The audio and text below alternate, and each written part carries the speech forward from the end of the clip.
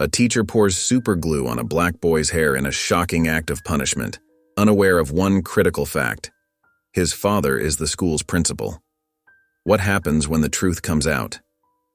As humiliation turns to outrage, this story unravels a powerful journey of justice, redemption, and change. Why did she snap?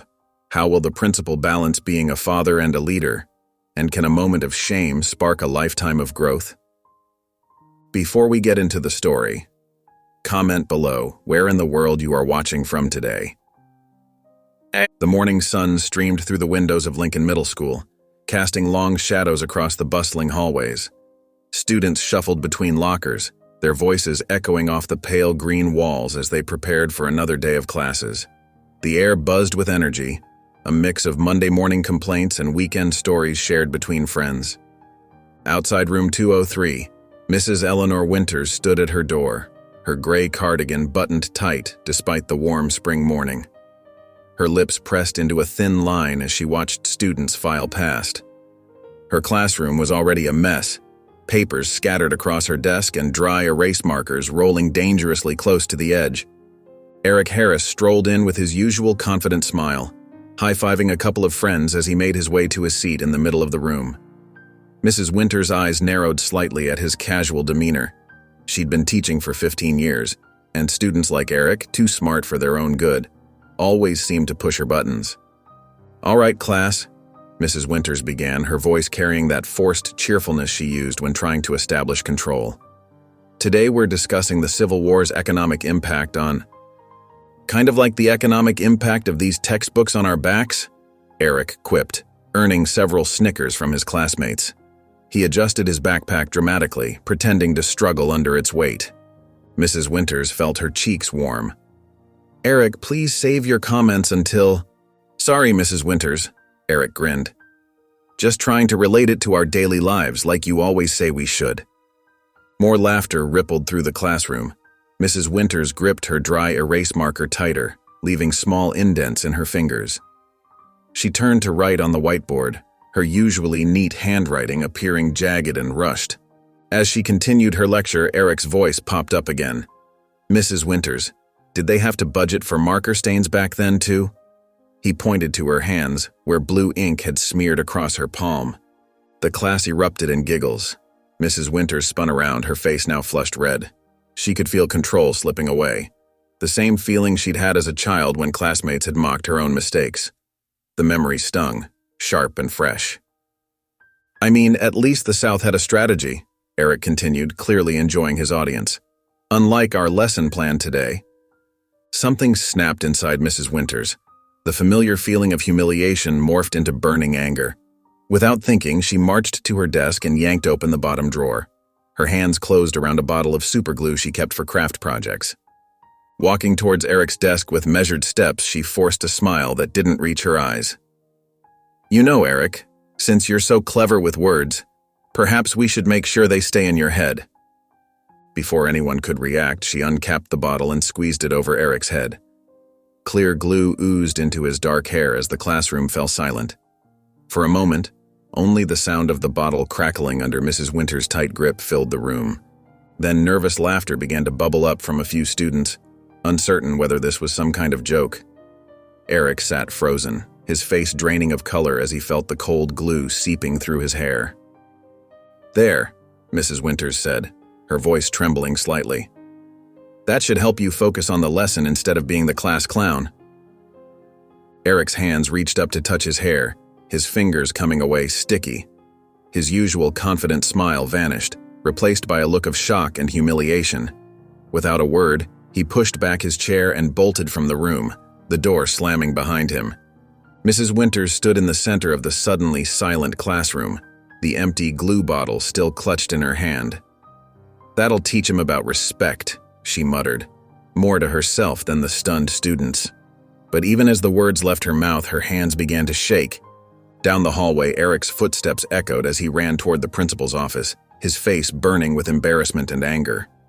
Principal Desmond Harris sat at his mahogany desk reviewing student attendance reports with methodical precision. The gentle hum of his office's air conditioning created a peaceful backdrop to his morning routine. Family photos lined his desk, while certificates and diplomas adorned the walls, testament to his years of dedication to education. The calm shattered as the door burst open. Eric stumbled in, his shoulders shaking with barely contained sobs. Desmond's pen clattered to the desk as he took in the sight of his son's hair, matted and glistening with what appeared to be glue. "Eric? What happened?" Desmond rose from his chair, his usual composed demeanor wavering as he watched tears stream down his son's face. "Mrs. Winters," Eric choked out, his voice cracking. She poured glue in my hair, in front of everyone." His hands trembled as he gestured to his head. "They all laughed, Dad. Everyone laughed." Desmond's fingers curled around his pen so tightly his knuckles turned white, but his voice remained steady. "Take a deep breath, son. Start from the beginning."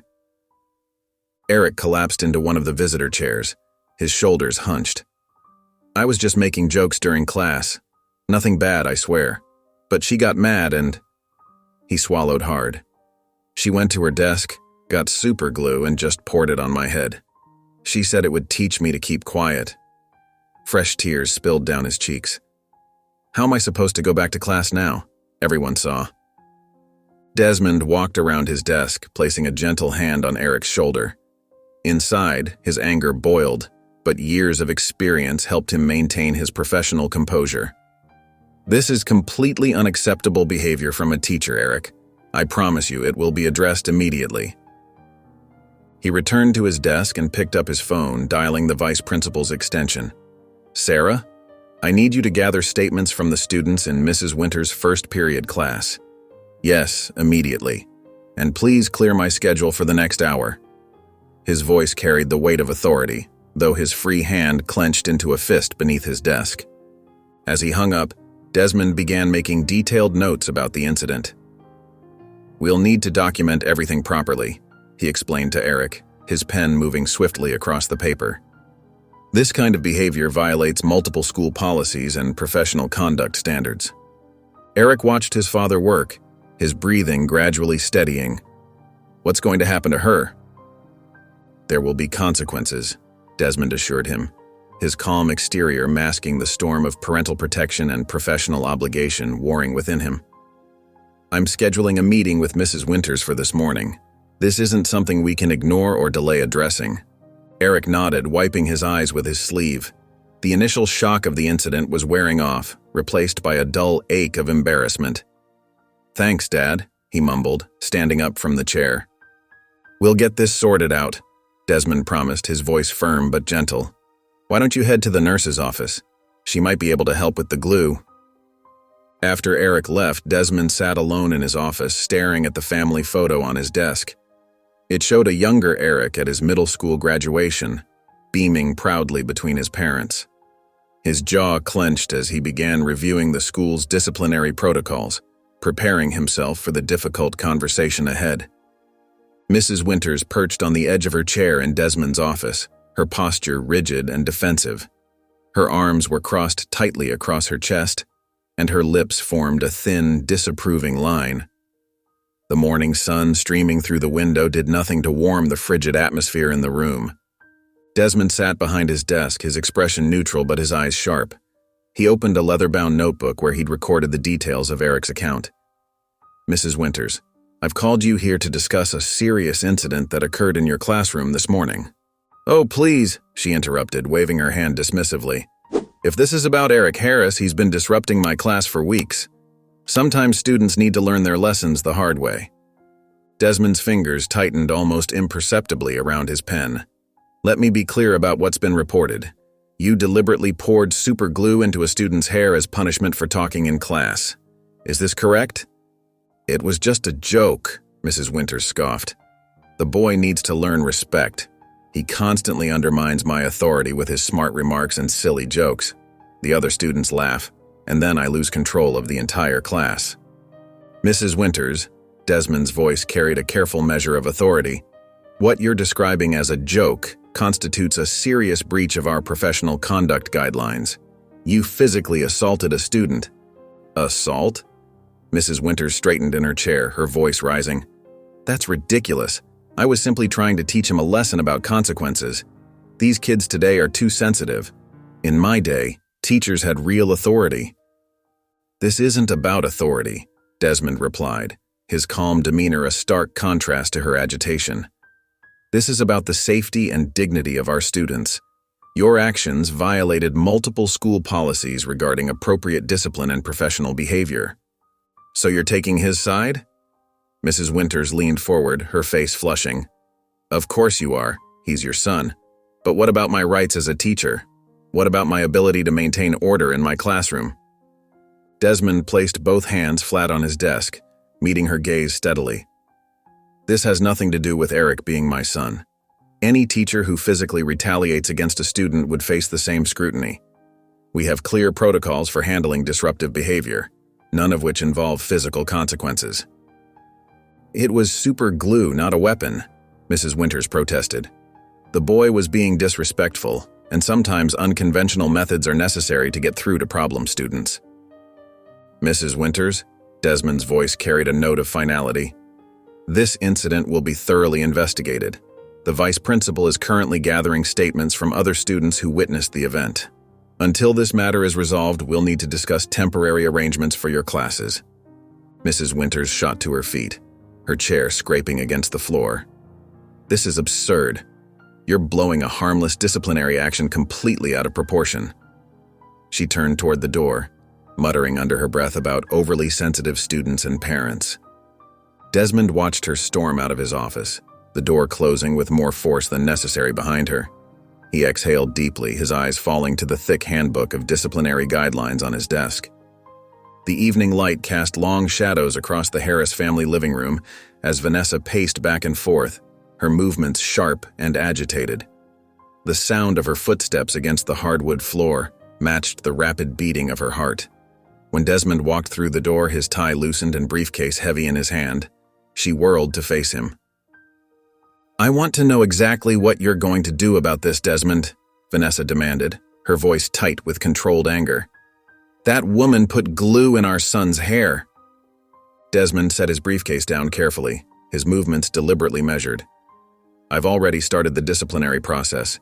Mrs. Winters has been spoken to, and we're gathering statements from... Statements? Vanessa cut him off. What's there to investigate? She assaulted our child. This isn't some minor incident that needs a committee to review it. Eric sat quietly on the couch, his eyes moving between his parents like he was watching a tennis match. His hair was still stiff in places, despite their best efforts to wash out the glue. Vanessa, you know I have to follow proper procedures, Desmond explained, loosening his tie further. I can't just fire someone without due process, no matter how justified it might be. Due process? Vanessa's voice rose. This is exactly like last year with Mr. Peterson. You were so worried about being fair to him that those kids suffered for weeks before anything was done. That was different, Desmond protested, but his voice carried a hint of uncertainty. Was it? Vanessa stopped pacing to stand directly in front of him. Or are you just too worried about maintaining your professional image to protect these kids properly? To protect our son? Eric shifted uncomfortably on the couch, pulling his knees up to his chest. That's not fair, Desmond said, his calm facade cracking slightly. You know I take these situations seriously, but I have to consider the entire school community.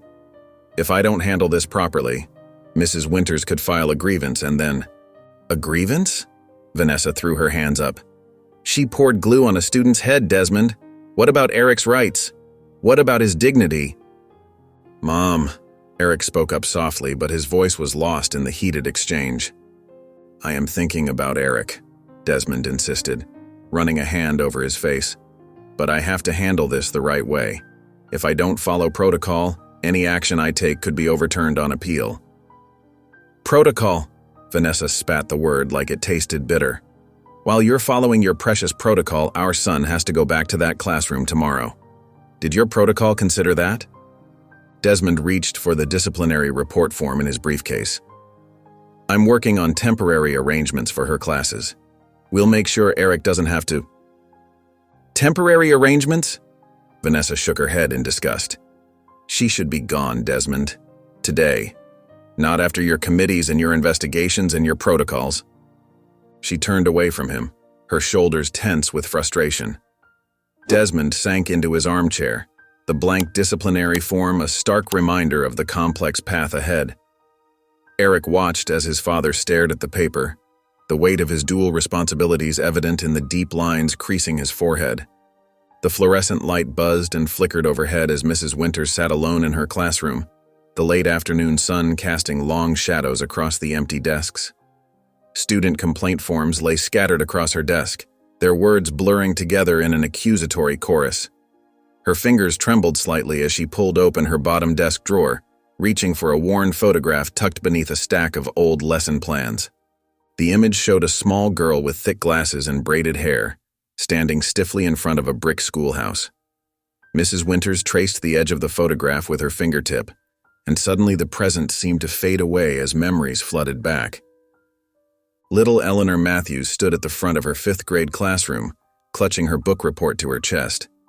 Her voice quavered as she began to read, the words barely audible over the snickers from the back row. Tommy Parker and his friends were whispering and pointing, making her cheeks burn hot with shame. "Speak up, Eleanor," Mrs. Peterson had called from her desk, causing more giggles to ripple through the classroom. As Eleanor stepped forward, she felt something wet splash across her back. Dark blue ink spread across her favorite white dress, the one her mother had pressed specially for her presentation. The class erupted in laughter as she stood there, mortified tears welling up in her eyes. That evening, her father's stern voice still echoed in her memory. "Eleanor, you need to toughen up. The world isn't kind to the weak. Take control of your life or others will control it for you." No, her mother had nodded in agreement while scrubbing the ruined dress. "Your father's right, dear. You're smart. Use that.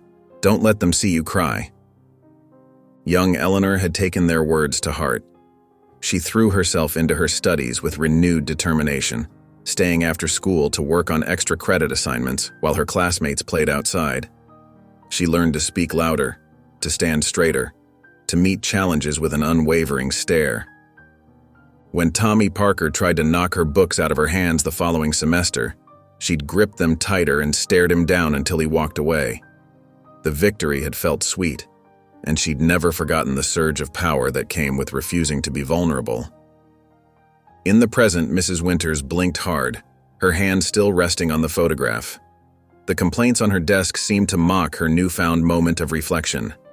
One student had written about feeling humiliated in her class. Another mentioned being afraid to ask questions.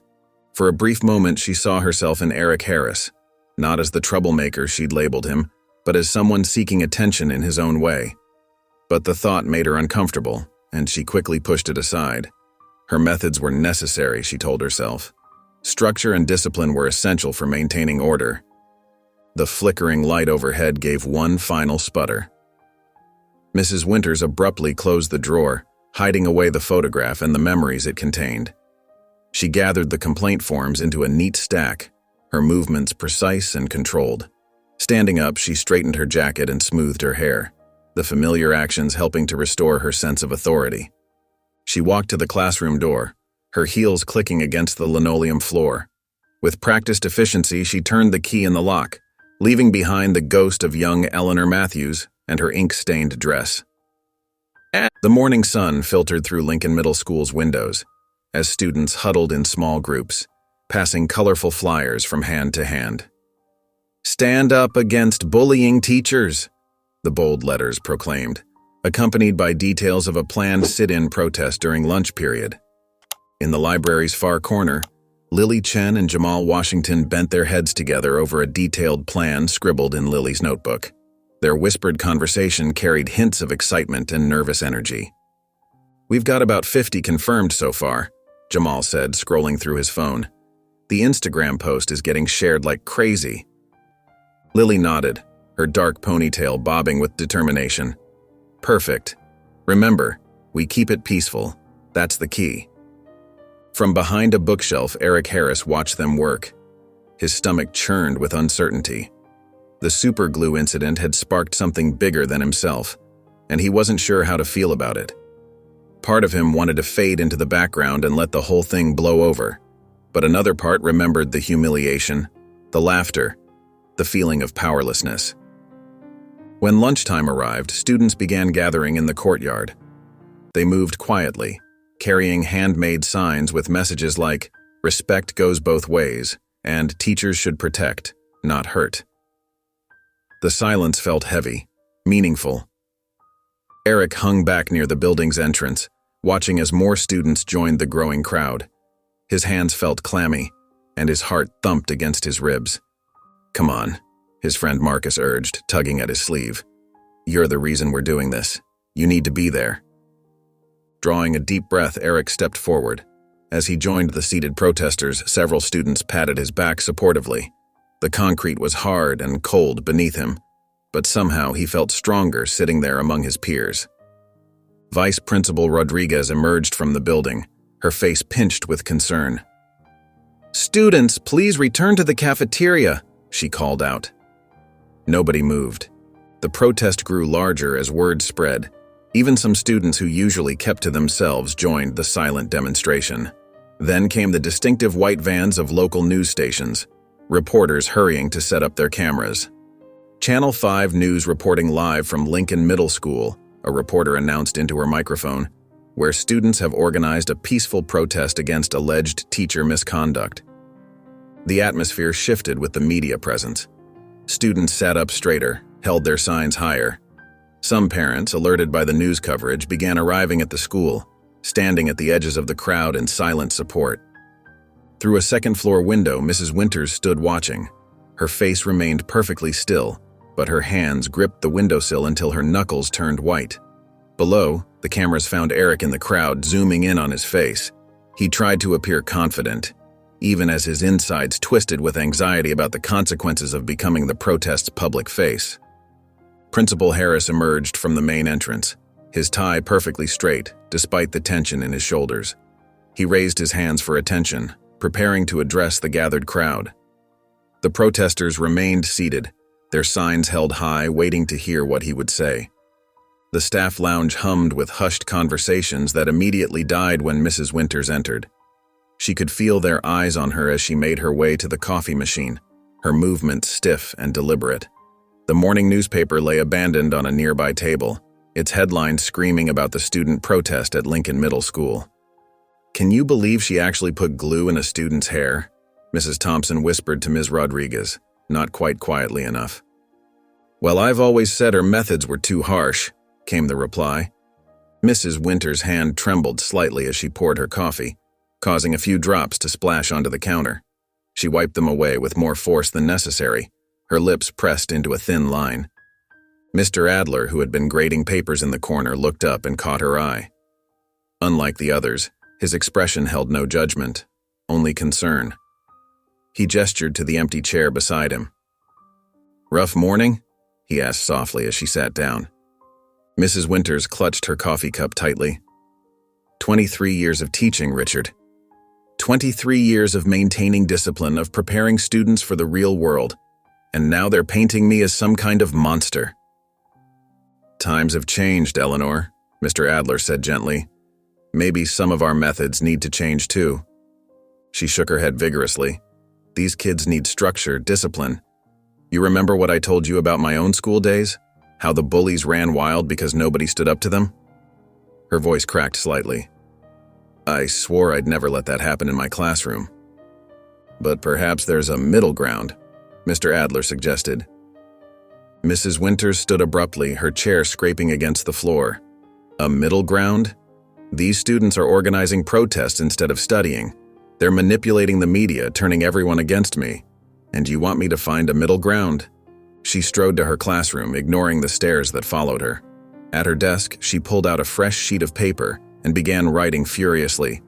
"To the Lincoln Middle School Board and Administration, in light of recent events, I feel compelled to defend my teaching philosophy and methods.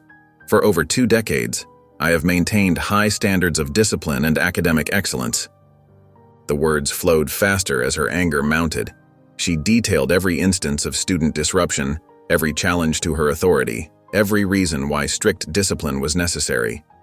The afternoon light faded to evening, but she continued writing, determined to prove that she was right. When the janitor's keys jingled in the hallway, Mrs. Winters finally looked up from her work. She caught her reflection in the darkened window and held her own gaze. "I won't let them win," she whispered, her voice firm with resolve. Eric slouched on the living room couch, his stomach churning as the local news anchor's voice filled the room. Student protests continue at Lincoln Middle School following allegations of teacher misconduct. His own face suddenly appeared on the screen, a close-up shot of him joining the sit-in, his expression a mix of determination and fear. Eric's mother gasped, nearly dropping her coffee mug. "Oh my goodness, that's my baby," Vanessa exclaimed, sitting down heavily beside him. Desmond leaned forward in his armchair, his brow furrowed. "Son, why didn't you tell us you were going to be on the news?" "I didn't know," Eric mumbled, shrinking into the couch cushions.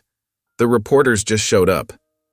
His phone buzzed constantly with notifications. Messages poured in from classmates calling him brave, asking for interviews, and treating him like some kind of hero. Each ping made him feel smaller. The next day at school, Eric could barely make it through the hallways without someone patting his back or calling out his name. At lunch, his friends crowded around their usual table, buzzing with excitement. "You have to speak at the next protest," Lily insisted, sliding a piece of paper toward him. "I already started drafting some talking points." Jamal nodded enthusiastically. "Everyone's looking to you now, man. You could really make a difference." Eric stared at the paper, his chest tightening. "I don't know, guys. I'm not really good at public speaking." "Come on," Lily pressed. "You can't back out now. People are counting on you." The pressure built inside him like a shaken soda can. In Mrs. Winter's class, he felt her eyes boring into him whenever he moved. She'd call on him repeatedly, her voice dripping with false sweetness as she asked increasingly difficult questions. Finally, during study hall, Eric snapped. When Lily approached with another speech draft, he slammed his textbook shut. "Just stop," he shouted, causing several students to turn and stare. "I never asked to be the face of this. I'm not your spokesperson or your hero or whatever you think I am." Lily stepped back, hurt flashing across her face. "We're just trying to help." "Well, don't," Eric said, his voice cracking. "I can't do this. I'm not the right person for it." He grabbed his backpack and stormed away from his stunned friends, seeking refuge in the library. Finding a quiet corner, he pulled out a blank sheet of paper and a pen. The words wouldn't come. Every time he tried to write, doubts clouded his mind. What if he said the wrong thing? What if he made everything worse? What if everyone realized he wasn't the leader they thought he was? Gripping his pen tightly, Eric whispered to the empty page, "What if I fail?" The evening sky painted long shadows across Maple Street as Eric walked home, a plastic bag of leftover lasagna swinging gently in his hand. His mom would probably scold him for staying at his friend's house so late, but Jake's mom made the best Italian food in town. The familiar suburban landscape felt peaceful in the fading light, with only the occasional whoosh of passing cars breaking the silence. A streetlight flickered ahead, catching Eric's attention. Through the dim light, he noticed a figure crouched near the curb. Something about the scene made him slow his steps.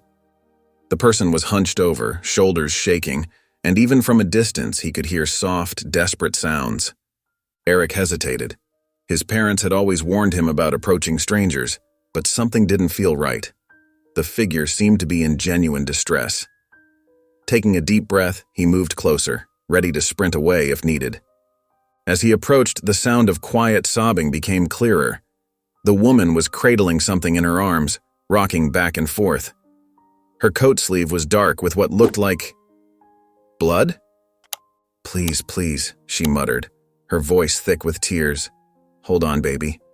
Please hold on." Eric's heart skipped a beat as recognition dawned. "Mrs. Winters?"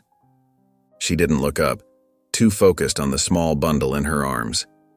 Now closer, Eric could see it was a dog, a tiny thing with cream-colored fur, parts of it matted red. The animal whimpered weakly, and Mrs. Winters let out another choked sob. "Coco, please," she whispered, pressing her face against the dog's head. "Mommy's here. You'll be okay." Blood seeped between her fingers where she tried to apply pressure to the wound. Her usually pristine clothes were stained, and her face was streaked with mascara-tinted tears. She looked nothing like the stern, composed teacher who had poured glue in his hair just weeks ago. Eric stood frozen for a moment, the plastic bag of leftovers forgotten in his hand. The sight of his teacher, the woman he'd been avoiding, the subject of school protests, looking so completely broken made his chest tight. He knelt down beside her, careful not to startle her. The small dog's breathing was labored, each whimper more pitiful than the last. Mrs. Winters finally looked up, her eyes meeting Eric's. Recognition flickered across her tear-stained face, but she seemed too overwhelmed to speak. Eric examined Coco's injuries, his stomach turning at the amount of blood. "We need to get him help now," he said firmly, pushing aside their complicated history. For a long moment, neither Eric nor Mrs. Winters moved. The only sounds were Coco's labored breathing and the distant hum of traffic. The streetlight above them cast harsh shadows across Mrs. Winters' tear-stained face, highlighting the raw desperation in her eyes. Mrs. Winters started, her voice cracking. She clutched Coco closer to her chest, hands trembling. The leash, Fresh tears spilled down her cheeks as she struggled to form coherent sentences. Eric remained kneeling beside her, his earlier anger temporarily forgotten as he watched his teacher fall apart. The woman before him seemed worlds away from the stern figure who had humiliated him in class. "We were just walking," she continued, her words tumbling out between sobs. "Like we do every evening. The clasp on his leash, it must have been broken. One minute he was beside me, and the next—" She shuddered, pressing her face against Coco's fur. "He ran right into the street. That car, they didn't even slow down. They just kept going." Eric noticed how her hands shook as she stroked Coco's head. The small dog's eyes were half closed, his breathing shallow. "I've been trying to get help," Mrs. Winters admitted, her voice barely above a whisper. "I've been waving at cars for over 30 minutes, but nobody stopped. Nobody even looked." She let out a bitter laugh that sounded more like a sob. "I suppose I deserve that, don't I?" Her eyes met Eric's, filled with shame and regret. She seemed to shrink into herself, as if expecting him to walk away like all the others had. The proud teacher who had once stood over him with a bottle of glue now looked small and vulnerable. "We don't have time to waste," Eric said firmly, pushing himself to his feet. The past could wait. Right now, Coco needed help. Mrs. Winters hesitated, clearly torn between accepting help from a student she had wronged and saving her beloved pet. Eric could see the internal struggle playing across her face as she held Coco tighter. Eric's phone trembled in his hands as he called for an Uber, his other hand keeping pressure on Coco's wound. Mrs. Winters hovered nearby, wringing her hands and muttering prayers under her breath. The streetlights cast long shadows across their faces as they waited, the only sound being Coco's weak whimpers. 3 minutes, Eric said, his voice steady despite the circumstances. "Just hold on, buddy." Mrs. Winters shifted from foot to foot, her eyes darting between Eric and her injured pet. I never thought you'd be the one to help me," she said softly. "After everything that happened—" "Not now," Eric cut her off, but his tone remained gentle. "We need to focus on Coco." The Uber arrived quickly, its headlights illuminating the desperate scene. Eric carefully lifted Coco into the back seat, sliding in while maintaining pressure on the wound. Mrs. Winters climbed in after them, her hands shaking as she closed the door. "Animal Emergency Clinic on Madison," Eric instructed the driver, who nodded and pulled away from the curb. During the tense drive, Mrs. Winters kept glancing at Eric, opening her mouth as if to speak before closing it again. Finally, she whispered, "I'm sorry about what happened in class. I shouldn't have—" "Mrs. Winters," Eric interrupted, his eyes fixed on Coco. "We can talk about that later. Right now, Coco needs us to stay calm." The car turned onto Madison Street, and Eric could see the bright lights of the emergency clinic ahead. His shoulders relaxed slightly. He'd spent countless hours volunteering there, walking dogs and helping with basic care. He knew Coco would be in good hands. Yeah. As they rushed through the clinic doors, the receptionist's eyes widened in recognition. "Eric, what happened?" "Hit and run," Eric explained quickly. "The dog needs immediate attention." "Of course," the receptionist nodded, already reaching for the phone. "Dr. Martinez, emergency and reception." The response was immediate. A team of veterinary staff emerged from the back, quickly but carefully taking Coco from Eric's arms. Mrs. Winters watched helplessly as they whisked her beloved pet away through the swinging doors. "Don't worry," one of the techs assured them. "Dr. Martinez is the best emergency vet in the city. We'll take good care of him." They were led to the waiting area, where Mrs. Winters sank into a chair, her shoulders slumping. Eric sat a few seats away, the space between them filled with unspoken words and lingering tension. The clock on the wall ticked loudly in the quiet room. After what felt like hours but was probably only minutes, Dr. Martinez emerged from the treatment area. Her face was serious as she approached them.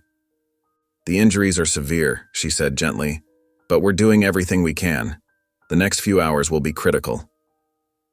Eric looked at Mrs. Winters, who had gone pale at the doctor's words.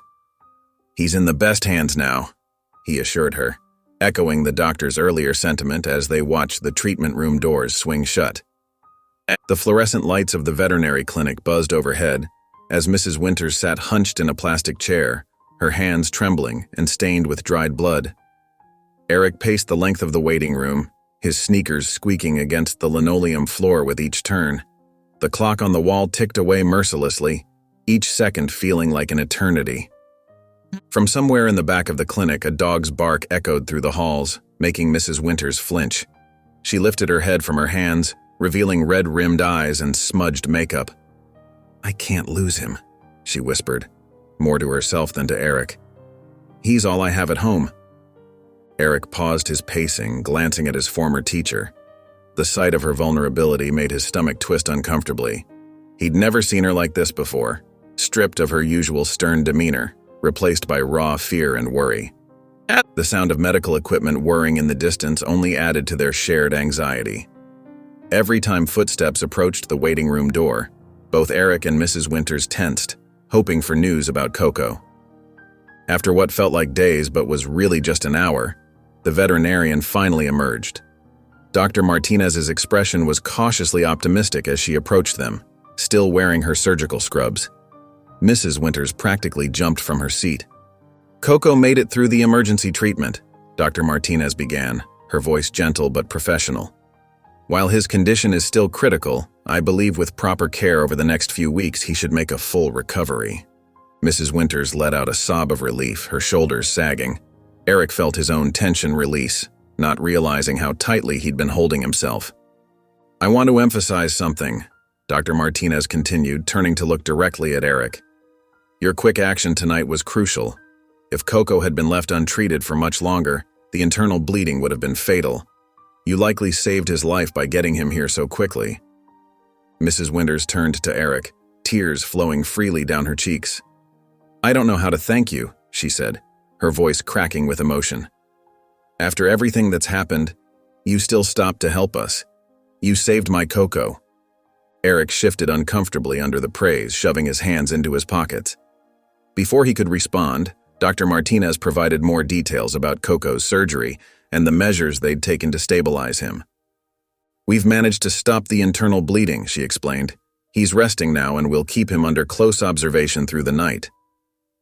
Mrs. Winters nodded repeatedly, hanging on every word. The relief on her face was palpable, though worry still creased her brow. "Can I see him?" she asked hopefully. "In a little while," Dr. Martinez assured her. "We need to let him rest for now, but you can visit briefly before heading home." As they prepared to leave the clinic, Mrs. Winters turned to Eric once more. Her eyes were filled with a mixture of gratitude and remorse. "I promise I'll do whatever it takes to help him recover," she said firmly. Eric, exhausted from the emotional roller coaster of the evening, simply nodded. "He's a fighter," he replied quietly. "He'll pull through." They walked out into the cool night air, the earlier tension between them transformed into something different. Not quite friendship, but no longer the animosity that had defined their relationship before.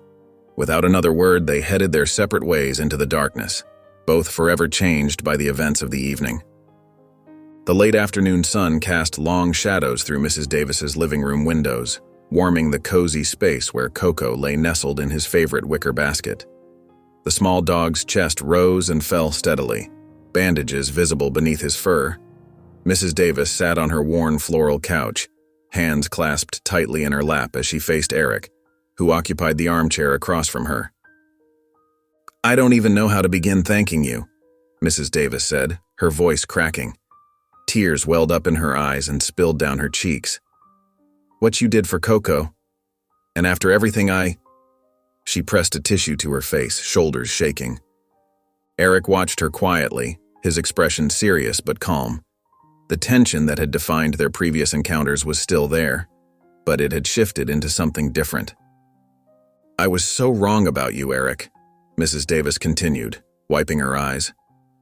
"The way I treated you in class, the horrible thing I did with the glue, I let my own prejudices cloud my judgment. I was cruel and unprofessional, and I'm so deeply sorry." Eric sat up straighter, his hands resting on the arms of the chair. "What you did hurt me," he said firmly.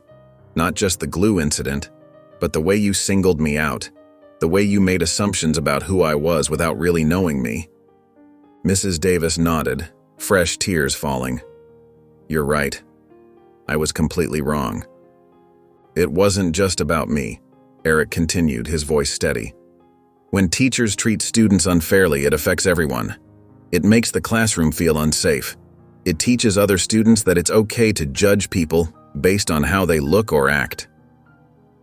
Coco stirred in his basket, letting out a small whimper. Mrs. Davis immediately turned to check on him, her hands gentle as she adjusted his blanket. When she turned back to Eric, her face was filled with shame. "But I believe people can change if they choose to," Eric said, his tone softening slightly. Mrs. Davis drew in a shaky breath. "I never realized how much damage I was doing. I let my fears and my own past experiences control how I treated others. It was ignorant and wrong." "Will you promise me something?" Eric asked, leaning forward slightly. "Promise that you'll never judge or mistreat another student based on their appearance or background, that you'll think before you act, and remember that every student deserves respect." "I promise," Mrs. Davis replied immediately, her voice firm despite her tears. "I promise to do better, to be better. What you did for Coco, you showed me what true character looks like." Eric nodded, standing up slowly. He glanced at Coco one last time before heading toward the door. Mrs. Davis watched him leave, then turned back to her beloved pet. Coco's warm brown eyes met hers, full of trust and affection. "He's a better person than I'll ever be," she whispered to the quiet room. Eric walked up the stone pathway to Mrs. Davis's house, clutching a small paper bag filled with special dog treats. The afternoon sun cast long shadows across the well-kept lawn, and through the window he could already see Coco's small form moving excitedly at his approach. Mrs. Davis opened the door before he could knock, offering a tentative smile that was worlds away from her previous stern demeanor. "Come in, Eric. Coco's been waiting for you all day." Inside, Coco lay in his plush bed near the couch, his tail thumping against the cushions in a steady rhythm. Though still weak from his injuries, his eyes sparkled with joy at Eric's arrival. Eric immediately knelt beside him, scratching that special spot behind Coco's ears that made the small dog's leg twitch with pleasure. "I brought your favorite treats, buddy," Eric said softly, pulling out a bone-shaped biscuit. Coco's nose twitched with interest as he gently took the treat from Eric's hand. Over the next few weeks, Eric's visits became as regular as clockwork. Every day after school, he would spend an hour with Coco, watching the dog grow stronger with each passing day. The bandages came off, revealing healing wounds, and Coco's playful personality began to shine through more and more. Mrs. Davis would often pause in her household tasks to watch them together. She saw how Eric would patiently help Coco practice walking again, supporting the dog's weight when needed. She noticed how he always seemed to know exactly what Coco needed, whether it was gentle encouragement or quiet companionship.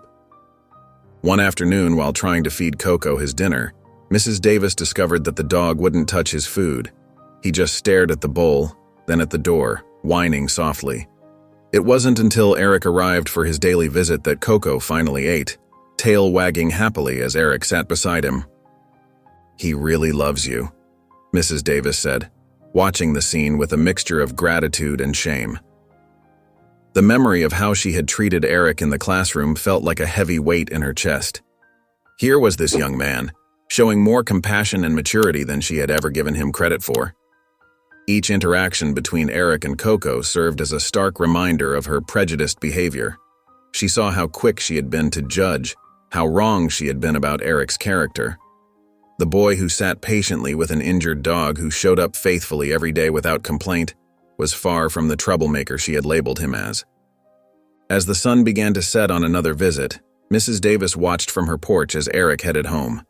Coco sat at her feet, his tail still wagging even as Eric disappeared from view. She sighed heavily, her thoughts turning inward as she reflected on how much she had learned from watching Eric's daily acts of kindness. "He's teaching me more than I ever taught anyone," she muttered to herself, the weight of her words settling in the quiet evening air. Eric pushed open the front door, his shoes scuffing against the welcome mat. The familiar scent of his mother's lasagna wafted from the kitchen, but something felt different. As he rounded the corner, he found Vanessa standing there, her arms crossed tightly over her chest. The kitchen lights cast shadows across her concerned face. "Eric, we need to talk," she said firmly, her voice carrying that no-nonsense tone he knew all too well. Eric's shoulders tensed. He'd known this conversation was coming, but that didn't make it any easier. "Mom, I can explain." "Please do," Vanessa interrupted, pulling out a kitchen chair, "because I'd love to hear why you've been spending time with the woman who humiliated you in front of your entire class." Taking a deep breath, Eric sat down across from his mother.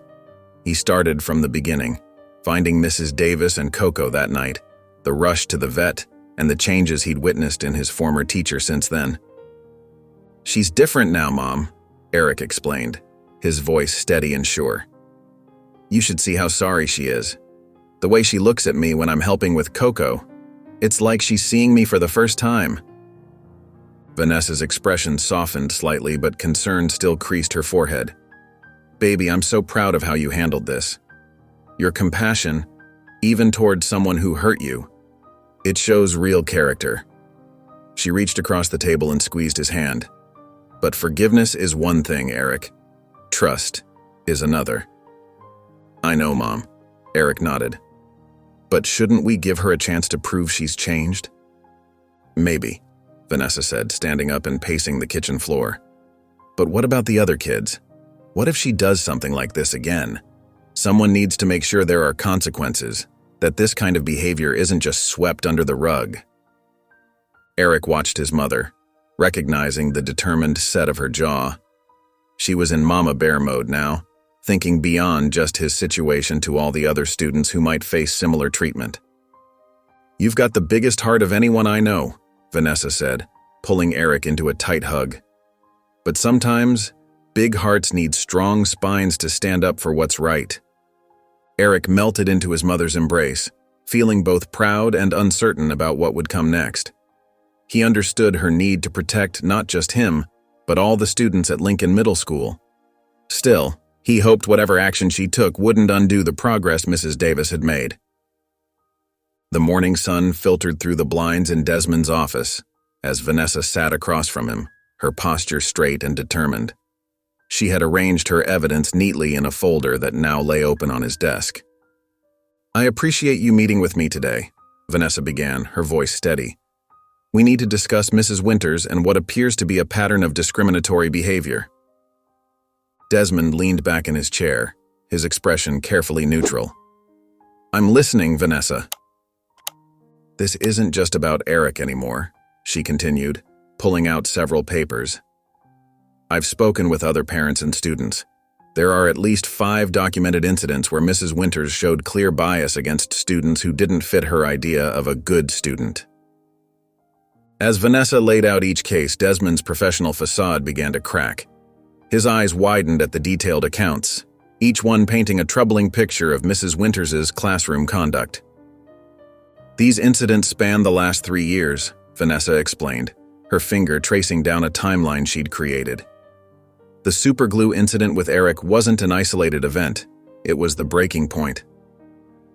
Desmond rubbed his temples, the weight of the situation settling on his shoulders. I had no idea the scope was this extensive, he admitted. Meanwhile, across town, Eric sat cross-legged on Mrs. Davis's living room floor. Coco's tail thumped weakly against the carpet as Eric offered him a small treat. Mrs. Davis stood in the doorway, watching the interaction with a mixture of gratitude and shame. He's getting stronger every day, Eric said, keeping his eyes on Coco. Thanks to you, Mrs. Davis replied softly, but Eric's shoulders tensed slightly at her voice. Back in Desmond's office, he was reviewing the school's current policies on teacher conduct and discrimination. You're right, he said to Vanessa. We need a thorough review. I'll start by interviewing the students and teachers mentioned in these reports. And Mrs. Winters? Vanessa pressed. She'll be placed on administrative leave during the investigation, Desmond assured her. We need to handle this properly, following all procedures to ensure lasting change. Vanessa nodded, satisfied with his response. That's all I'm asking for, a fair and thorough investigation. As Desmond made notes about next steps, Vanessa gathered her materials. Thank you for taking this seriously, she said, standing up. In Mrs. Davis's living room, Eric gave Coco one final pat before rising to leave. Mrs. Davis stepped aside to let him pass, the space between them heavy with unspoken words. The healing process, both for Coco and their relationship, would take time. Desmond sat at his desk, surrounded by stacks of manila folders. Each one contained a different complaint against Mrs. Winters. His eyes were tired from reading, but he couldn't stop. The weight of responsibility pressed down on his shoulders as he uncovered more troubling incidents. I can't believe these were just ignored, he muttered, running his hand across his face. A knock on his office door interrupted his thoughts. Sarah Chen, a parent he'd interviewed earlier that day, stepped in, clutching her purse tightly. Thank you for coming back, Mrs. Chen, Desmond said, gesturing to the chair across from his desk. I've been thinking about what happened to Tommy, she began, her voice trembling slightly. Mrs. Winters called him disruptive because he asked too many questions in class. She made him stand in the corner for an entire period. He was only trying to understand the lesson. Desmond nodded, making careful notes. How did this affect Tommy? He stopped raising his hand after that. His grades dropped. He used to love science, but... She paused, wiping away a tear. He wouldn't even join the science club because he was afraid of being called out again. As the day progressed, more stories emerged. A former student, now in college, spoke via video call about how Mrs. Winters had crushed his dreams of becoming an artist. She said my drawings were distracting me from real subjects, James Rodriguez explained, his face serious on the computer screen. She threw away my sketchbook during class, said I needed to focus on math instead. I didn't draw again for years. Desmond created a detailed timeline on his whiteboard, marking each incident with a red dot. The pattern was clear. Students who didn't fit Mrs. Winters' narrow definition of good behavior faced harsh consequences. Looking through old files, he found numerous complaints that had been dismissed or filed away without investigation. Notes in the margins read, "Student being dramatic," or "Parent overreacting."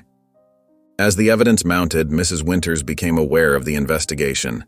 She paced in her therapist's office, her usual confidence cracking.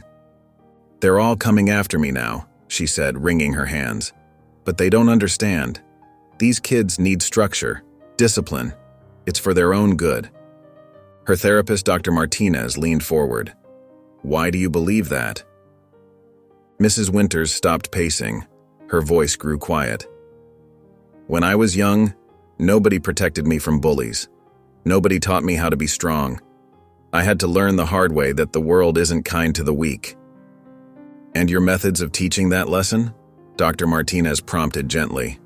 Mrs. Winters sank into the chair, her shoulders slumping. "I thought I was helping them," she whispered. "But maybe I've been hurting them instead." A tear rolled down her cheek as the realization of her actions finally began to sink in. The afternoon sun streamed through the windows of Lincoln Middle School as students gathered in the courtyard, their handmade signs bobbing like colorful waves against the brick backdrop. "Fair treatment for all," read one poster, decorated with rainbow letters.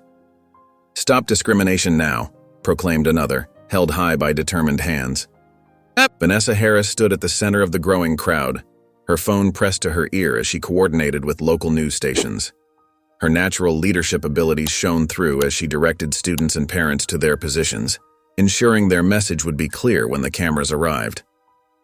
"Channel 5 News will be here in 10 minutes, she announced, her voice carrying across the courtyard. "Remember, stay peaceful and speak from your heart." The news van pulled up right on schedule and reporters began setting up their equipment. The camera operator focused on the sea of signs while the reporter, a woman in a crisp blue blazer, approached Vanessa for an interview. "This isn't just about one incident," Vanessa explained to the reporter, her voice steady and clear.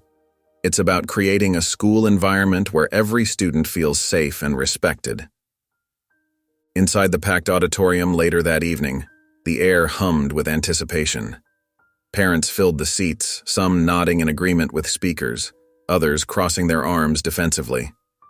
Teachers sat together in small clusters, whispering among themselves. "My daughter came home crying 3 times last semester," one mother shared from the podium. Each time her concerns were dismissed as being too sensitive.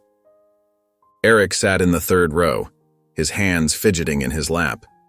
Vanessa caught his eye and gave him an encouraging nod. Taking a deep breath, he stood and made his way to the stage. His footsteps echoed in the sudden quiet. "I never wanted to be the center of attention," Eric began, his voice shaky at first but growing stronger. "But what happened to me wasn't right, and I know I'm not alone." He described the incident with Mrs. Winters, his words painting a vivid picture of humiliation and helplessness. "The worst part wasn't the glue in my hair," he continued. "It was feeling like I didn't matter, like my dignity wasn't important to someone who was supposed to protect and teach me." His words resonated through the auditorium. Several students stood up, raising their hands, eager to share their own stories. One by one, they came forward, each account adding weight to the urgent need for change. Desmond sat in the back row, his pen moving steadily across his notepad. His expression remained professional, but his eyes reflected the impact of each testimony. The stories painted a picture of systemic issues that could no longer be ignored. As more voices joined the chorus of concerns, the energy in the room shifted from frustration to determination. Parents who had arrived skeptical now nodded in understanding. Teachers who had remained silent began engaging in the discussion. The forum concluded with a standing ovation as Desmond approached the podium. "I hear you," he said simply, his voice carrying the weight of both his roles, principal and parent. "And I promise you, change will come to Lincoln Middle School." Mrs. Winters sat rigid in her metal folding chair, her hands clasped tightly in her lap as she listened to one student after another approach the microphone. The school gymnasium, usually filled with the sounds of bouncing basketballs and squeaking sneakers, now echoed with stories that made her stomach churn. "I stopped raising my hand in class," a sophomore girl said, her voice trembling. "Every time I did, Mrs. Winters would make me feel stupid for asking questions." Each testimony hit Mrs. Winters like a physical blow. She watched as parents comforted their children, saw the tears streaming down faces as years of pent-up hurt poured out. Her carefully constructed defenses began to crumble. A boy she'd taught 2 years ago described how her harsh criticism had convinced him to drop advanced math. "I used to love numbers," he said, "but after being told I wasn't good enough so many times, I just gave up." Mrs. Winters felt her throat tighten. The memory of that student's enthusiasm for mathematics flooded back, how he'd always stayed after class to work on extra problems. She hadn't seen his passion, she'd only seen what she'd labeled as disruptive behavior. When it was her turn to speak, Mrs. Winters approached the microphone with prepared remarks clutched in her hands. She'd spent hours crafting a defense of her teaching methods, explaining the importance of discipline and structure. But as she stood there, facing the sea of faces she'd impacted, the words felt hollow. She began, her voice catching.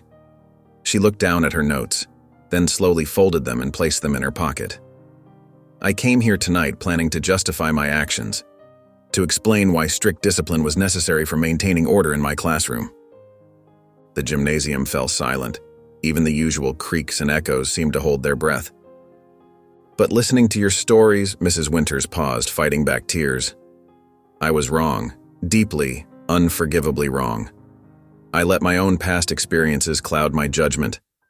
I thought I was helping you by being tough, but instead I hurt you. I damaged your confidence, your love of learning, and your trust in teachers.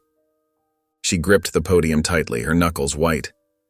I can't undo the harm I've caused, but I can say, from the bottom of my heart, that I am sorry. I am so sorry. The silence in the gymnasium grew heavier. Some students wiped away tears while others sat with arms crossed, skepticism evident in their expressions. Parents exchanged glances, measuring the sincerity of her words. Mrs. Winters continued, her voice growing stronger despite its tremor. I know an apology isn't enough. I need to do better. I need to be better. And I'm willing to do whatever it takes to make things right.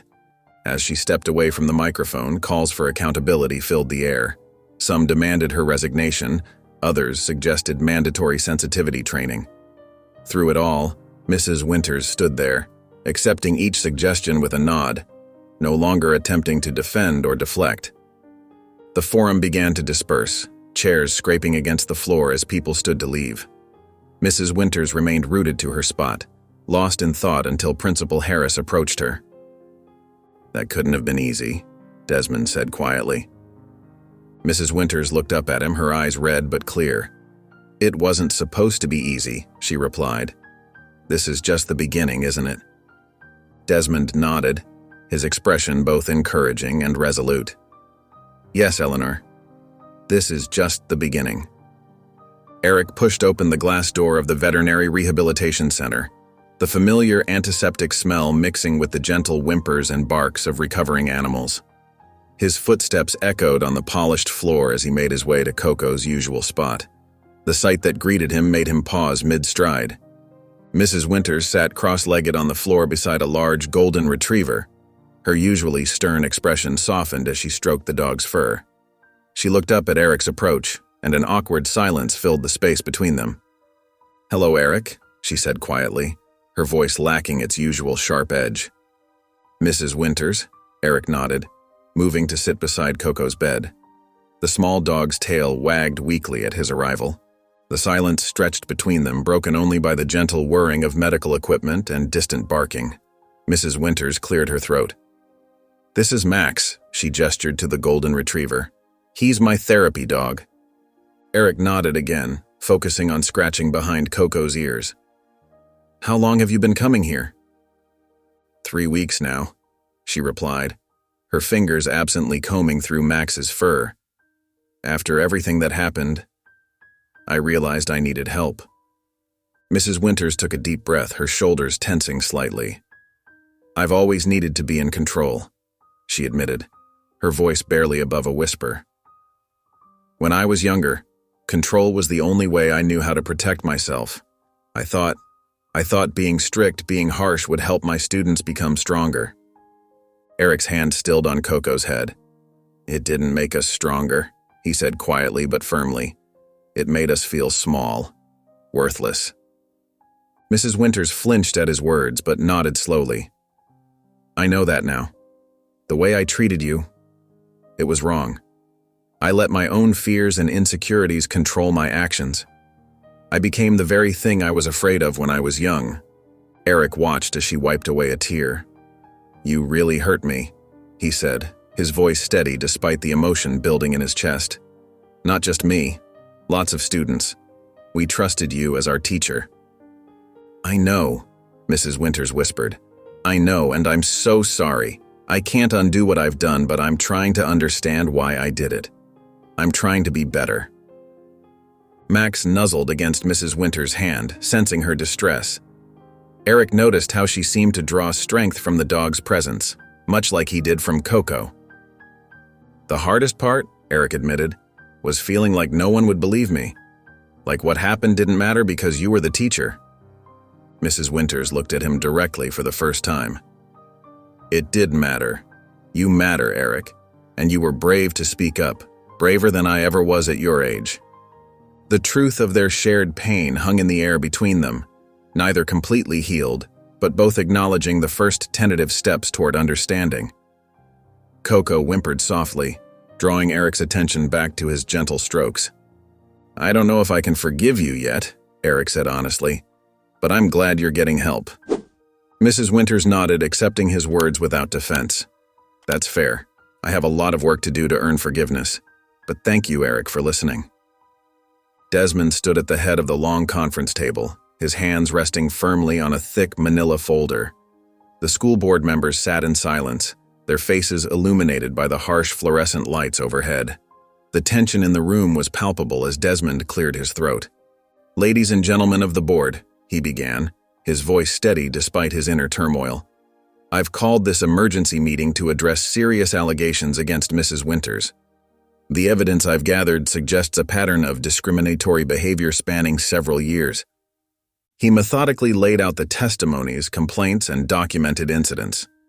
Board member Mrs. Thompson adjusted her glasses, leaning forward to examine a particularly troubling report. Mr. Rodriguez, the board president, frowned deeply as he flipped through the pages. "These accusations are serious," Mr. Rodriguez said, breaking the heavy silence. "We need to consider our response carefully. Our decision will set a precedent." The debate that followed was intense. Board member Mr. Chen argued for immediate termination, while Mrs. Peterson suggested a more measured approach. "We need to balance accountability with opportunity for growth," she insisted. After 2 hours of deliberation, the board reached their decision. Mrs. Winters would be placed on administrative leave, with mandatory sensitivity training as a condition for potential reinstatement. Desmond stood before the assembled staff the next morning, his expression grave. "As of today, Mrs. Winters will be taking an administrative leave," he announced. "Additionally, we will be implementing mandatory bias and empathy workshops for all staff members." The reaction was immediate. Ms. Carter, the English teacher, nodded approvingly, while Mr. Barnes crossed his arms, muttering about political correctness gone too far. The division among the staff was visible in their body language and scattered whispers. Parents' responses came swiftly. Sarah Chen, mother of a 7th grader, wrote a passionate email supporting the decision. "This is long overdue," she stated. Meanwhile, Robert Wilson led a group of parents arguing that the punishment was excessive. "A few stern words would have sufficed," Wilson insisted during a heated phone call with Desmond. "These workshops are a waste of resources." Others, like Maria Gonzalez, demanded stronger action. "Administrative leave isn't enough," she declared during a parent meeting. "There needs to be permanent consequences." Desmond maintained his composure through it all. Standing at the podium during the final announcement, he spoke with conviction. "Our school must evolve. These measures aren't punitive. They're an investment in creating a safer, more inclusive environment for all students." Mrs. Winters gathered her personal items from her classroom, her movements mechanical.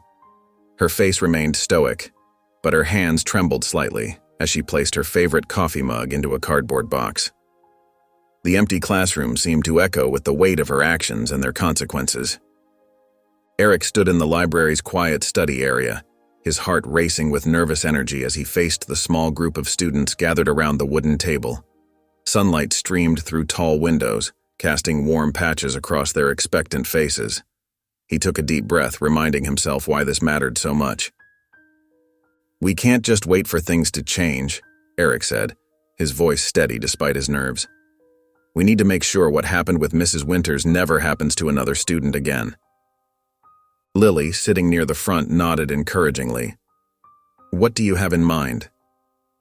"I want to start something called Voices Matter," Eric explained, pulling out some rough sketches he'd made. "It's not just about complaints. It's about creating real change. We could share our stories, our art, our ideas about making school better for everyone." Jamal leaned forward, examining the papers. "Like a platform for students to speak up without fear?" "Exactly," Eric said, growing more animated. "We could have an online space, maybe even a regular meeting spot, something that lets everyone know their voice counts." The group's enthusiasm grew as they brainstormed ideas. Someone suggested an art wall where students could express their experiences through paintings and drawings. Another proposed collecting anonymous stories about times students felt silenced or ignored. Within days, Voices Matter began taking shape. Eric and his friends created a simple website where students could submit their stories and artwork. They put up posters around school advertising their first meeting, nervous but hopeful about the turnout. The response exceeded their expectations. Students filled the library after school, sharing experiences of feeling overlooked or misunderstood. Some brought paintings depicting their struggles with bias, while others had written powerful essays about wanting to be heard. During a particularly moving assembly, Sarah, a usually quiet sophomore, stood at the microphone. Her voice trembled as she described how a teacher had once mocked her accent in front of the class. The auditorium fell silent as she spoke, and when she finished, the applause was thunderous. More students came forward, each story building on the last.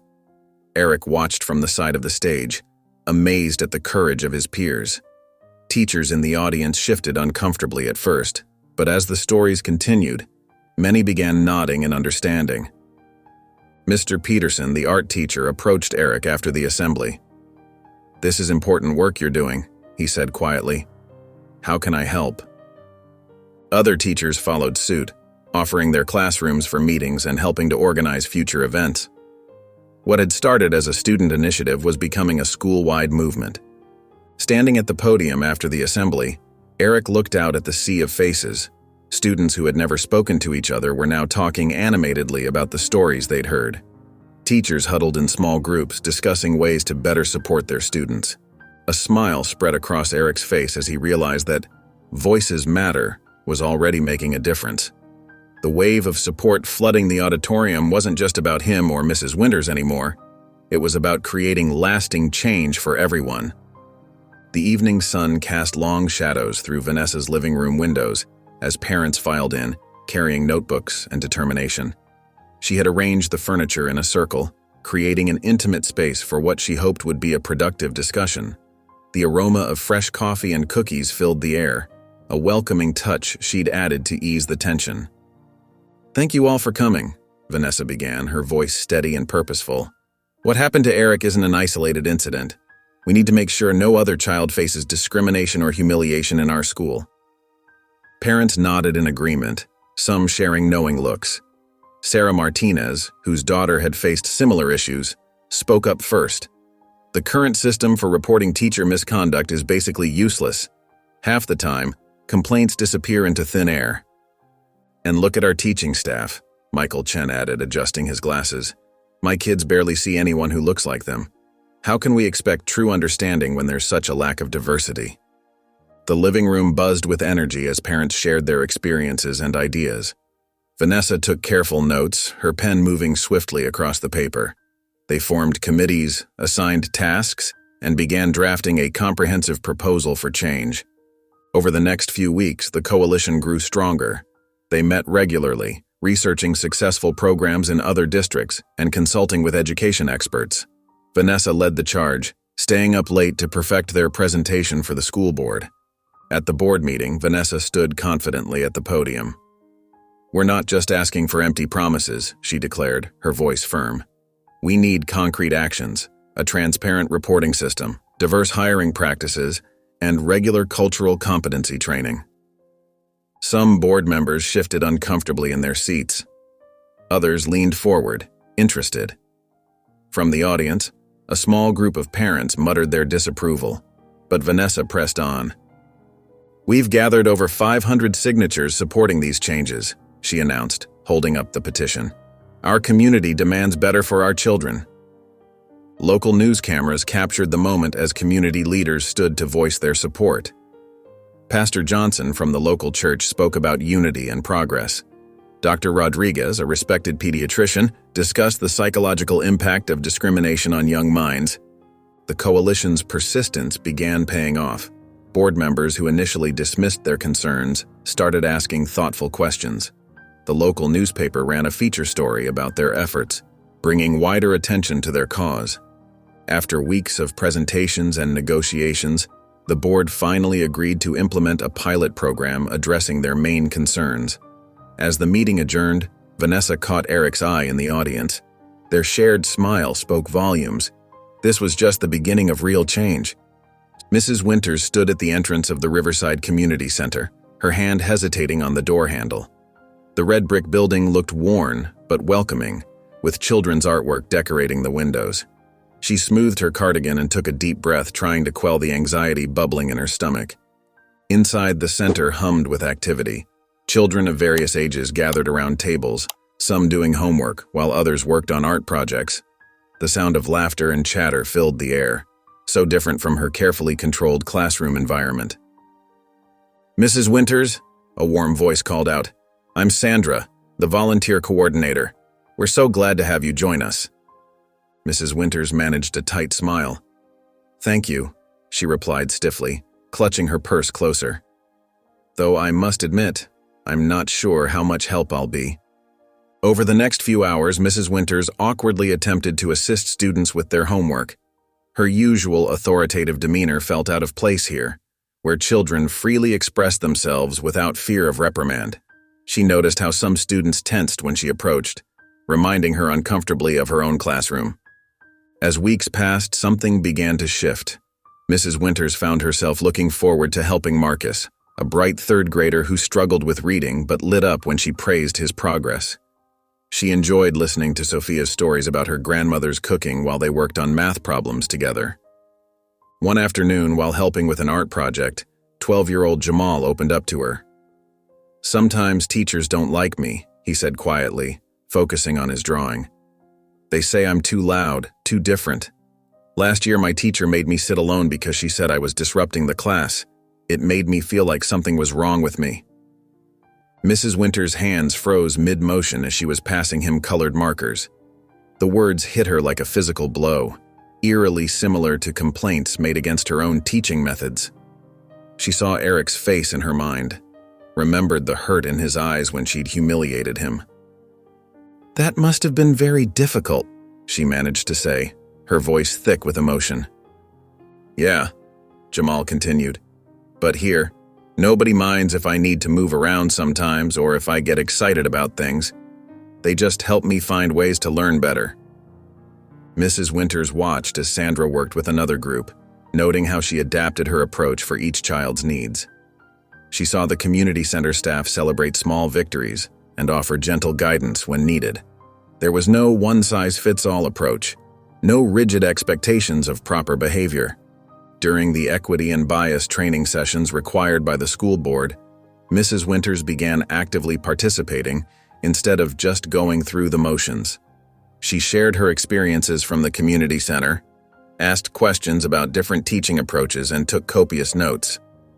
One evening, after most of the children had gone home, Mrs. Winters sat at a small desk in the corner of the community center. She pulled out a sheet of paper and began to write. "Dear students and families, I owe you an apology. For too long, I believed that strict control and rigid standards were the only path to success. I failed to see how my actions hurt those I was meant to help." Tears fell onto the paper as she continued writing, acknowledging the pain she had caused and expressing her commitment to change. Each word felt like both a confession and a promise to do better. The spring breeze carried laughter across Lincoln Middle School's courtyard as Coco bounded between groups of students, her energy infectious. Gone was the frail girl from months ago. In her place stood a vibrant young spirit whose smile lit up the space around her. Students paused their conversations to watch her race past, her dark curls bouncing with each step. "Look at her go," whispered one teacher to another. "Hard to believe she was so sick just a few months ago." The transformation wasn't lost on anyone. Coco's recovery had become a bright spot in the school's atmosphere, her joy spreading like ripples in a pond. Even the most serious teachers found themselves smiling when she zipped past their classroom windows. Eric walked through the teacher's lounge door, a stack of student council petitions tucked under his arm. He hadn't expected to find Mrs. Winters there, sitting alone with her coffee. Their eyes met, and for a moment, the old tension threatened to surface. "Eric," Mrs. Winters said, her voice softer than he remembered, "thank you for bringing those by." He placed the papers on the table between them. "Just doing my job as student council representative." "You're doing more than that," she replied, surprising him with her candor. "You're helping create real change here." Eric shifted his weight, uncertain how to respond to this new version of Mrs. Winters. The silence stretched between them until she spoke again. I want you to know that I've learned more from you than any sensitivity training could teach me, she admitted, her fingers tracing the rim of her coffee cup.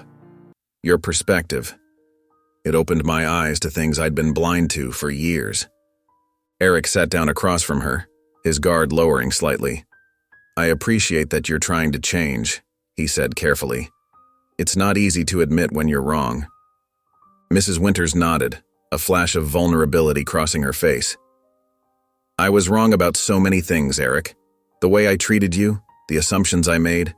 I can't undo that damage, but I can learn from it. Trust takes time, Eric replied, surprising himself with his honesty. But seeing you actually put in the work, it means something. Through the window they could hear Coco's laughter floating up from the courtyard. Mrs. Winters smiled, a genuine expression that softened her usually stern features. Your sister's energy is contagious, she observed. It's like she's helping the whole school heal. Eric found himself nodding in agreement. The atmosphere in the school had shifted, becoming lighter, more inclusive. Students who once felt invisible were finding their voices, and even the most resistant teachers were beginning to listen. As they stood to leave, Eric noticed how Mrs. Winters carried herself differently now, less rigid, more open. They exchanged small smiles as they parted ways in the hallway, an acknowledgement of the distance they'd traveled from their first confrontation. From the playground, Coco caught sight of her brother and waved enthusiastically. Her gesture seemed to embody everything that had changed: the healing, the growth, the possibility of transformation. Eric waved back, feeling the weight of old resentments continuing to lift from his shoulders. The auditorium buzzed with anticipation as students filed in for the final assembly of the school year. Sunlight streamed through the high windows, casting warm patches across the sea of faces. Principal Desmond Harris stood at the podium, his presence commanding attention as the last few whispers died down. This year has been one of significant growth and change for Lincoln Middle School, he began, his voice steady and clear. Today, I'm proud to announce several new initiatives that will reshape our school community. The students leaned forward in their seats as Desmond outlined the changes. First, we're implementing a new student council structure that will give you a real voice in school decisions. Second, we're launching comprehensive anti-bullying programs developed with direct input from students. And third, we're establishing a transparent teacher review process to ensure accountability. Excited murmurs rippled through the crowd. In the middle section, Eric sat with his friends, their shared glances speaking volumes. Lily squeezed his arm and Jamal nodded in approval. They remembered the nervous energy of the sit-in, how uncertain they'd felt standing up for what they believed in. Now those moments of courage were bearing fruit. These changes, Desmond continued, wouldn't have been possible without the bravery of our students who spoke up when they saw injustice. Your peaceful protest, your thoughtful proposals, and your commitment to positive change have shown us the way forward. The audience erupted in applause. Near the back, teachers exchanged glances. Some shifted uncomfortably at the mention of the review process, while others nodded firmly, already envisioning the possibilities for improvement. The Student Council, Desmond explained, will meet monthly with administration to address concerns and propose solutions. The anti-bullying program will include peer mediation training and regular workshops, and every teacher will participate in quarterly reviews to ensure we're meeting our commitment to fairness and respect. Eric watched as students around him straightened in their seats, pride evident in their expressions. The atmosphere in the auditorium had shifted from typical end-of-year restlessness to genuine enthusiasm. Even the most skeptical students seemed caught up in the moment. When Desmond finished speaking, the standing ovation was immediate and heartfelt. Students rose to their feet, their applause echoing off the walls. Some wiped away tears, others hugged their friends. It was more than just approval of new policies. It was recognition of their own power to create change. As the assembly dispersed, students spilled into the hallways, their excited chatter filling the air. Eric walked with his friends, listening to their summer plans and sharing quiet smiles of accomplishment. At the school entrance, he paused, taking one last look back. The morning sun illuminated the hallway, and for a moment, he simply stood there, taking in the familiar space that now held so much new promise. Eric sat on the wooden porch of his house, the late afternoon sun casting long shadows across the weathered boards. In his lap lay a scrapbook filled with newspaper clippings and photos from the school sit-in. His fingers traced the headlines: "Students stand up for change. Local school faces reform after protest." The warm summer breeze rustled the pages as Eric studied each photograph. There he was, standing among his classmates, their handmade signs held high. The images brought back a flood of memories: the nervous energy before the protest, the surge of solidarity as more students joined, and the unexpected media attention that followed. In one photo, Mrs. Winters stood at her classroom window, watching the demonstration below. Eric paused at this image, his emotions still complicated. The incident with the glue felt like it happened ages ago, yet the memory remained clear. But something had shifted. The anger that once burned hot had cooled into understanding. Reaching for his journal, Eric began to write. Looking back, it's strange to think how one terrible day could lead to so much change. Mrs. Winters was wrong, but her actions woke something up in all of us. Sometimes the hardest moments push us to fight for what's right. The screen door creaked, and Coco bounded onto the porch, clutching a piece of paper in her small hands. "Look what I made!" she exclaimed, proudly displaying her artwork. The crayon drawing showed a crowd of stick figures holding signs, with one figure slightly taller than the rest, clearly meant to be Eric. "That's from when you made the school better," Coco explained, pointing to the drawing. "Mom has it on the fridge, but I wanted to show you first." Eric smiled, touched by his sister's interpretation of events. The sit-in had affected more than just the school. It had rippled through their entire family, bringing them closer together. As he returned to his journal, Eric's phone buzzed. The caller ID showed a number he didn't recognize. "Hello?" he answered. "Hi, is this Eric?" a young voice asked. "I'm Jamie, a 7th grader. I heard about what you did with the sit-in and, well, I'm having trouble with one of my teachers. Could you maybe give me some advice?" Eric sat up straighter, surprised but moved by the request. As he listened to Jamie's situation, he realized that his actions had done more than just change school policies. They had shown other students that their voices mattered too. After providing Jamie with some guidance, Eric returned to his journal. He wrote about how small actions could spark bigger changes, about the importance of standing up for what's right, and about the unexpected ways leadership could emerge from difficult situations. The morning sunlight filtered through the classroom windows as Mrs. Winters adjusted the colorful welcome banner she had hung above the whiteboard. Her hands trembled slightly as she arranged the desks in small groups, rather than the traditional rows she had favored for years. The change felt both refreshing and terrifying. She picked up her new teaching journal, filled with notes from her summer training sessions. "Connect before correct" was underlined 3 times on the first page. Taking a deep breath, she wrote, "Welcome back," on the board in her neatest handwriting. As students began filing in, Mrs. Winters greeted each one by name, having studied their files carefully. Some responded with hesitant smiles, while others averted their eyes. The weight of her past actions hung heavy in the air, but she pressed on, determined to prove herself through consistent kindness rather than empty words. Later that day, Eric sat with his friends in the cafeteria, absently stirring his chocolate milk while keeping one eye on Mrs. Winters. She moved between tables with a gentleness he had never seen before, stopping occasionally to chat with students or offer an encouraging word. When 2 7th graders began arguing over a spilled drink, Eric tensed, expecting Mrs. Winters' old, sharp tone to emerge. Instead, she approached calmly, pulled up a chair, and listened as both students explained their sides.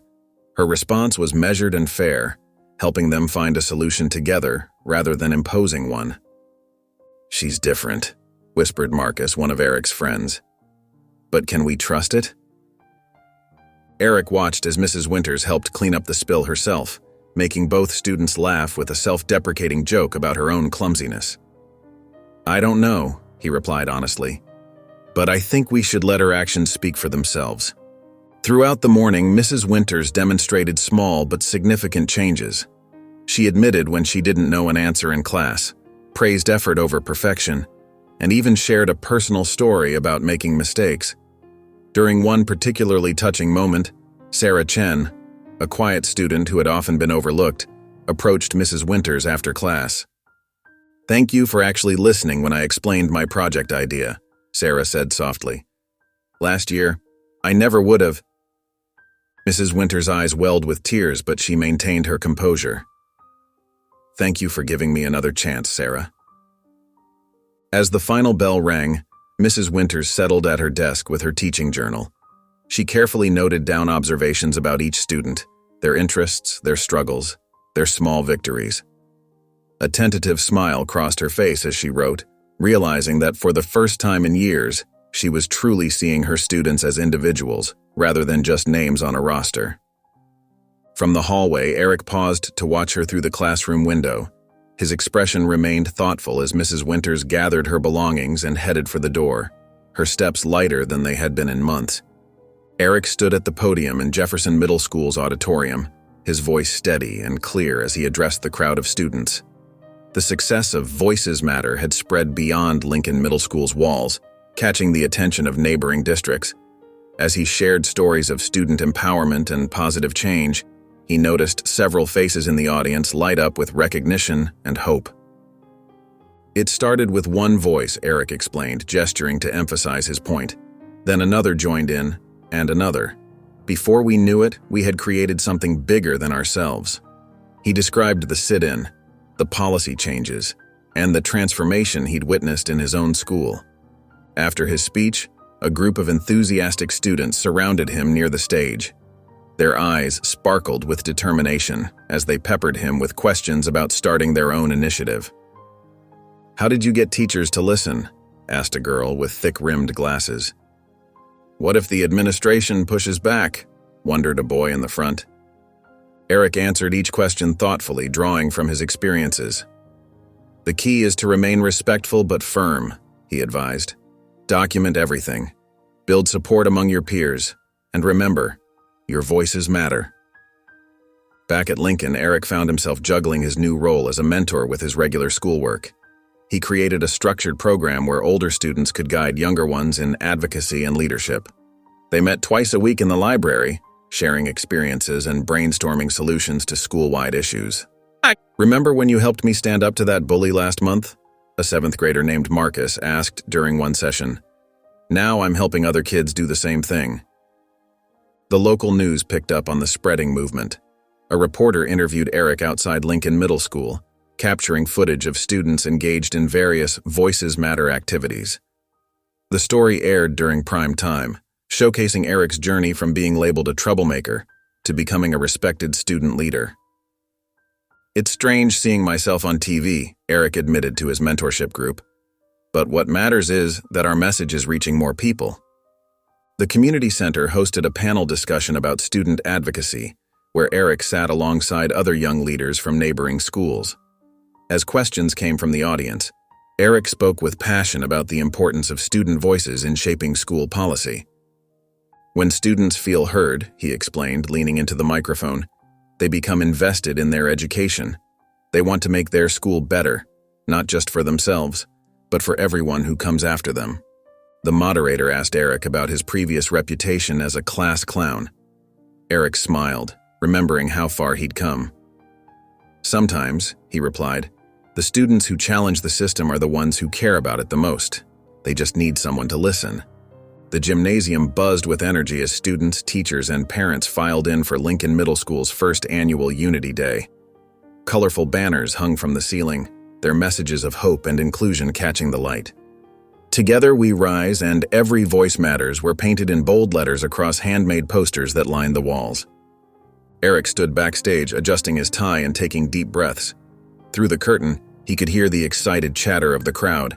His mother had helped him practice his speech all week, but his hands still trembled slightly as he held his note cards.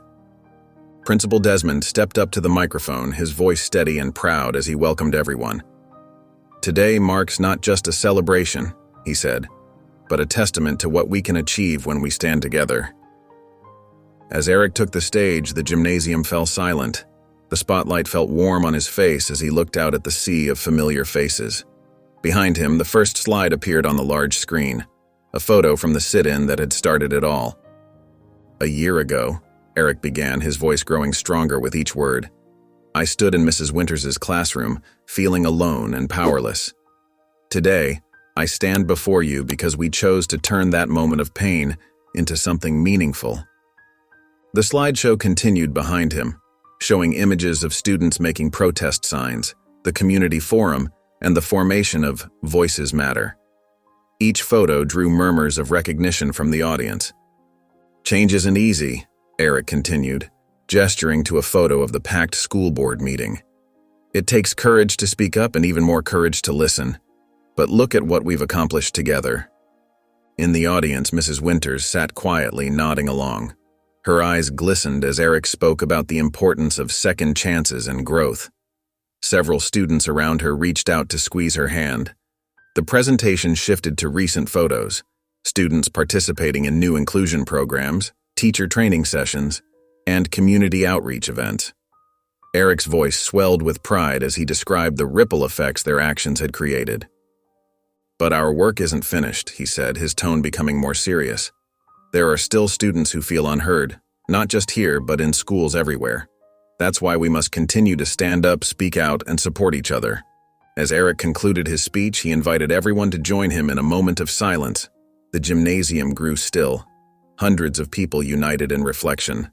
The only sound was the gentle hum of the air conditioning and the distant chirping of birds outside. The silence felt powerful, heavy with meaning and shared purpose. Eric stood at the podium, looking out at his school community, no longer divided into sides, but joined in their commitment to change. Parents wiped away tears, teachers nodded solemnly, and students held hands in solidarity. As the moment ended, the room erupted in applause. Students rose to their feet, creating a wave of standing ovations that spread through the gymnasium. Eric stepped back from the podium, overwhelmed by the response but feeling a deep sense of pride and accomplishment. The formal presentation concluded and people began to mingle. The gymnasium transformed into a space of shared celebration, with students, teachers, and parents talking animatedly about their hopes for the future. Eric stood among his peers, watching as the community he helped build continued to grow stronger. If you enjoyed the story of Jonathan, I handpicked this next story that you will enjoy. Please don't miss this one. Click here to watch it.